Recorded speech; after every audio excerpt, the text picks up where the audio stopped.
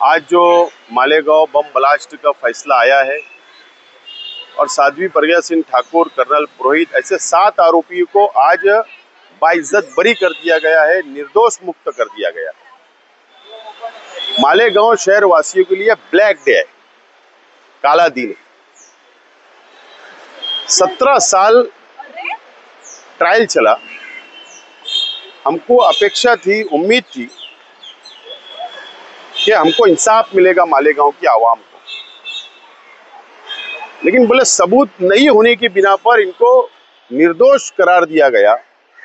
फिर जो गाड़ी थी साध्वी प्रज्ञा सिंह ठाकुर के नाम पर, जो मोटरसाइकिल पे ब्लास्ट हुआ, उसको फिर वो सबूत नहीं है क्या? ये सवाल है, सवाल है। साध्वी प्रज्ञा सिंह ठाकुर और कर्नल पुरोहित की जो कॉल रिकॉर्डिंग है वो सबूत नहीं है क्या?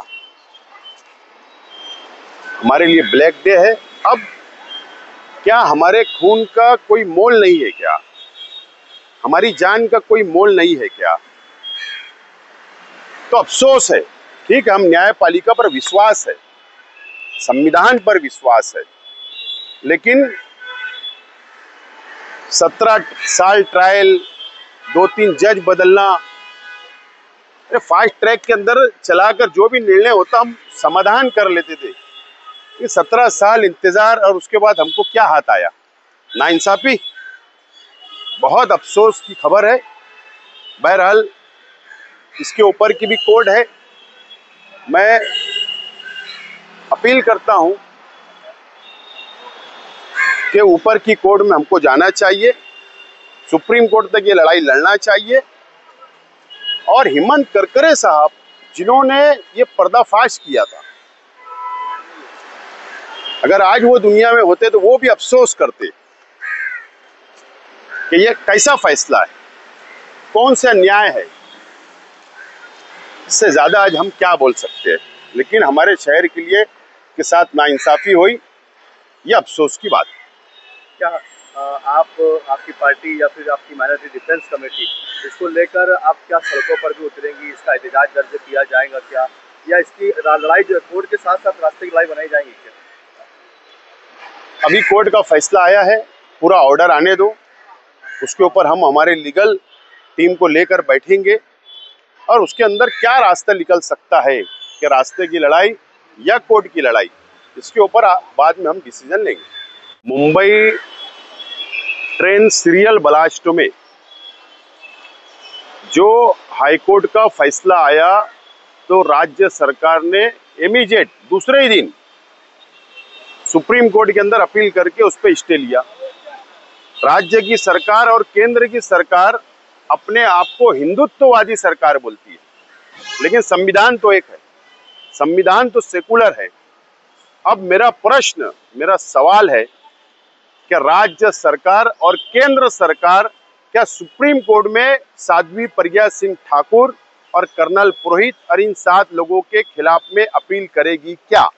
अब ये देश जानेगा आप संविधान को मानते हो कि आप हिंदुत्व को मानते हो, या हिंदुत्व की सरकार के नाम पर जातिवाद फैलाना चाहते हो। मालेगांव 2008 बम ब्लास्ट को लेकर आज न्याय कोर्ट का जो फैसला आया है, उसमें बहुत ही मालेगांव शहर के लोगों को नाउम्मीदी, एक उम्मीद थी कोर्ट से, न्यायालय से कि इंसाफ मिलेगा, लेकिन इंसाफ नहीं मिला। क्या कहेंगे आप?